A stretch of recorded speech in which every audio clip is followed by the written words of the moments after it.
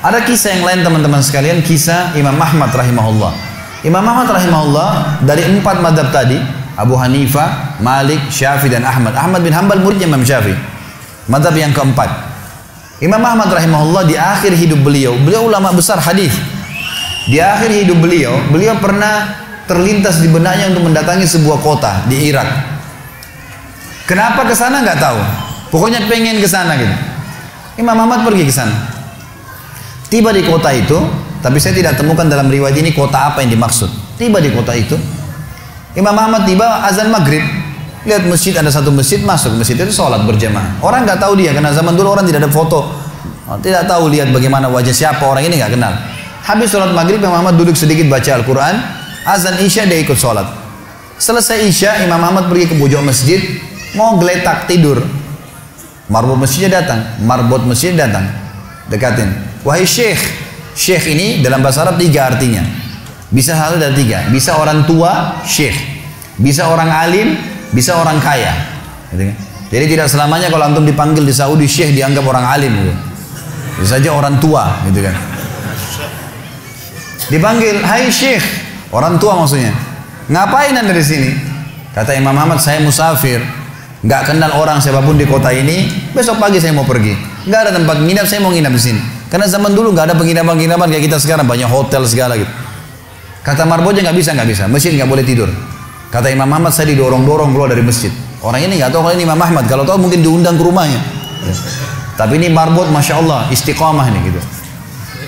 Keluar dari masjid, ditutup pintu masjid sama dia. Imam Ahmad lihat orang yang sudah pergi, Imam Ahmad lihat ada teras masjid, tidur di teras masjid. Balik lagi marbotnya. Wahai syekh, ngapain sini? Musafir, mau tidur, nggak ada tempat nginap. Nggak bisa syekh. Teras pun nggak boleh, peraturan. Ini saya bilang tadi istiqomah luar biasa.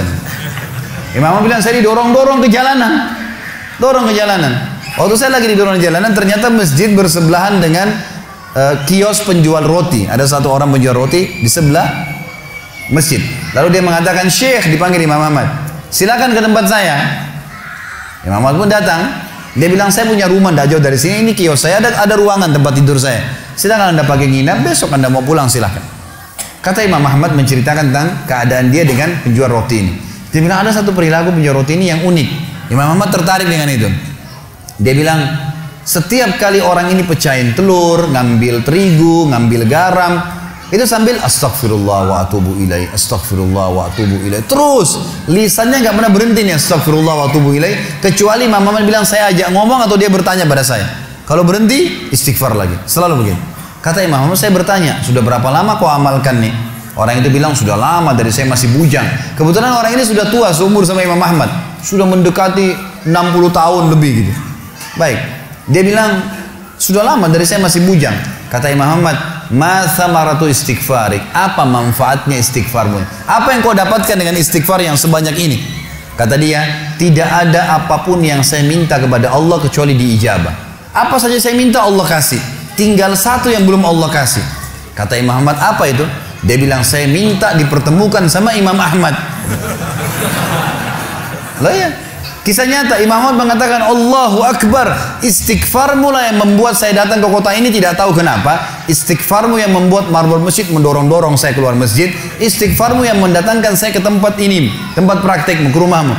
Karena saya adalah Ahmad bin Hanbal. Saya adalah Ahmad ibn Hanbal. Bagaimana istighfar teman-teman sekalian mendatangkan rezeki yang luar biasa. Permintaan apapun didatangkan. Seorang alim ulama biasa didatangin, ini malah didatangkan sama Allah ke tempat orang ini karena istighfarnya. Dari memperbanyak istighfar manfaatnya sangat besar. Hadis Bukhari kata Nabi SAW, siapa yang mulazamah selalu istighfar, Allah akan jadikan jalan keluar dari masalahnya dan Allah akan berikan rezeki dari tempat tidak disangka-sangka.